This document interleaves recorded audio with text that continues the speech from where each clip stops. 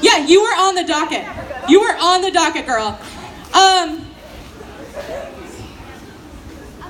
So we've got, right over there, we've got our list of sponsors. Big shout out to our sponsors. Make sure to support their businesses. We've got all sorts of rainbow swag over there too. You can get an awesome shirt just like mine, minus the pit stains. Kids, face painting, information over there as well. All sorts of fun going on. We've got a great second half for the show for you. Whew. So continuing our gay agenda of the day, please welcome to the stage James Masters. Woo! James is a project manager and the vice president of West Shore Pride. He will be sharing part of his story. Ladies, gentlemen, the rest of us, James Masters. Thank you. Is everybody having a great Pride? Yeah. You know, I was listening to that song, the last song that we played, You Gotta Have Pride, and it says tomorrow will be our day, and I don't believe that's true. It's today. Today is our day. And when they asked me to share my story, they asked me a few months ago, and I was like, okay, share my story. I'm 38 years old. Even when you subtract out like Netflix binges and reading Harry Potter like multiple times and watching the movies and all that, there's still a lot of life there and still a lot of story. I don't know what to talk about.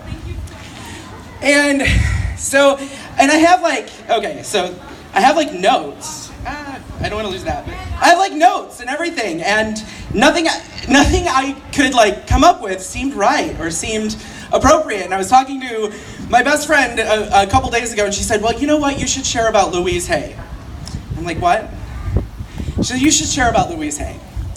This lady, you've probably never heard of her. Although, if you've gotten a card today, you have kind of heard of her because those are cards that she's made. And I think it's so appropriate that Barb came right before me because Louise Hay is sort of my mama bear. I'm gonna kind of go back to when I was growing up and when I first realized that I was gay, because I grew up in a very religious household. Now, I want to be very clear, not all churches are like this. I want to preface it with that.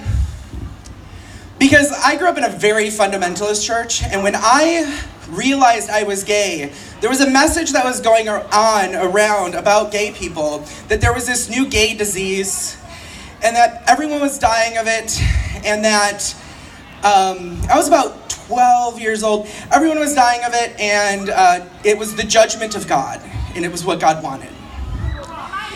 And I believed it, because I didn't know any better. And I thought just being gay, just liking other guys, kind of gave me that. Because I didn't really know how it worked. No one taught me how it worked. And I remember living for I didn't come out. I didn't tell people.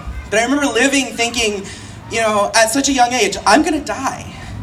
And it's a judgment of God. And I didn't really understand. And I was terrified. I couldn't even sleep at night.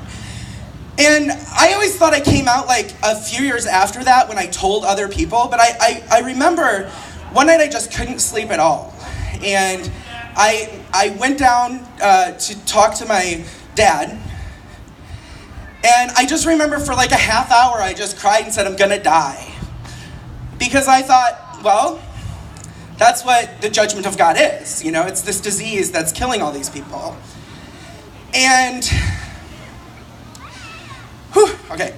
And that was the first time I came out, and I actually never really recognized that until this week when I was thinking about that experience, when he explained to me, that's actually not how you get that. And I didn't, and the funny thing is that I never experienced any judgment from my dad at all. In fact, it wasn't even until I came out that I started experiencing the judgment and the backlash from the religious groups that we were a part of. And fast forward, I actually, when I was a teenager, I kind of went through this phase where I was like, I'm just going to accept this. This is who I am. I'm gay. I don't care if people don't like it. And then I turned 20, and I was hit by a car, and I'm not going to go into that story too much, but it was really bad. And I thought to myself, this must be the judgment of God. And so for 4 years, I joined a very fundamentalist church again. For 4 years, I was a part of a reparative therapy, conversion therapy group. Actually, I went to several different groups because none of them were working. So I was like, eventually I'm going to find the right one. Eventually this will work, And of course, it didn't, obviously, Born this way. And I went so long in those groups and I started just saying, okay, this is not working for anyone. This isn't even working for the leaders. Like, the people who were heading up these reparative therapy programs, and I would look at them and I started asking them, like, wait a minute, you don't seem very changed. And the best answer I could get is, well, these are married people, married to the opposite gender. They said, well, it gets easier over time. But I realized for me it wasn't gonna get easier over time. I just knew that wasn't gonna happen.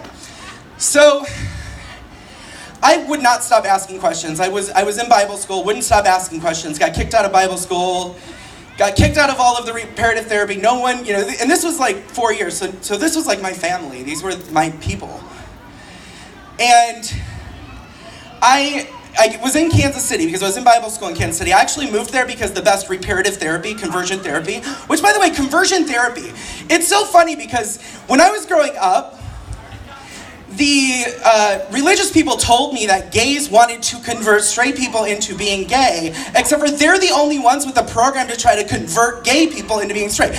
That just doesn't make sense to me. I just had to say that. It just doesn't make sense. Come on now. They're the only ones trying to convert. Okay, so, and I'm not against religious people. I'm not against, I'm personally not very religious, although I'm wearing, I thought it was so funny, like, after I speak, there's gonna be like, Let It Be, which is a song about Mother Mary, and I'm actually wearing my Mother Mary bracelet today. And I was like, that's so appropriate. So I do believe that there is an intelligence of love that, created all of this, or that made all this. I do believe that, but I'm not a religious person. Anyway, I had to say that, because I'm not against religion, I'm not against belief. But, okay, so back to getting kicked out of all this stuff, and then I was at a coffee shop, and I was homeless because I was living with the ministry, and I didn't have a family, didn't have friends. I was in Kansas City, couldn't come back here because my family was very religious and that just wouldn't work. And in the coffee shop, I met this guy. I just felt like I needed to talk to him. I don't know why. And he said, what brought you here? And I told him, he said, that's so funny. I got kicked out of seminary because I'm gay. And I have a 4-bedroom house. Why don't you come live with me? I live by myself. And I was introduced to an entirely new community.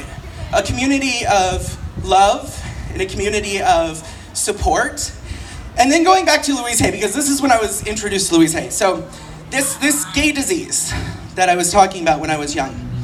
This woman, when all of this was taking place, she created these large support groups that taught people how to think about themselves. And she does affirmations. So if you've gotten one of the cards, they're affirmation cards. They are, positive things to say. And there was one that I really picked up on. And it was, I do not have to earn love. I am lovable because I exist. I am lovable because I exist. No. Okay, so I wasn't going to talk about this today. I wasn't going to talk about her today. Except for I have this calendar that she made several years ago. She actually passed away last year. But she made this calendar several years ago. Sunday, June 10th. I do not have to earn love. I am lovable because I exist. There are 365 different messages on this calendar. And June 10th, today, was that message. So the message I have for you today is that you are lovable and you are worthy. Not because you do anything, not even because you're gay or you're straight or whatever. It doesn't matter. You're lovable just because you're here. That's the truth. And that's what I leave you with. And I love you.